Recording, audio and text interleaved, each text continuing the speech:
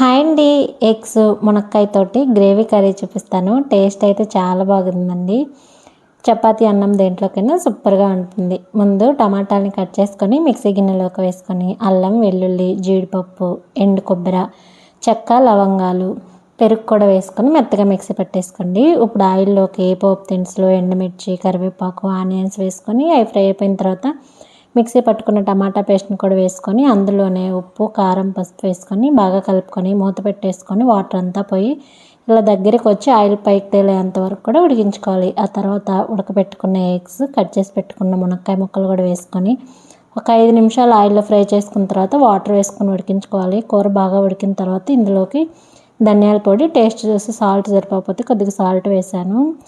ఫైనల్గా కొంచెం కసూరి మేతి వేసుకొని కలుపుకొని ఒక 5 నిమిషాల నుంచి స్టవ్ ఆఫ్ చేసేసుకుంటే ఎగ్ కర్రీ అయితే రెడీ అయిపోయిందండి. టేస్ట్ చాలా బాగుంది. అంతే మరి. వీడియో నచ్చితే లైక్ చేసి సబ్స్క్రైబ్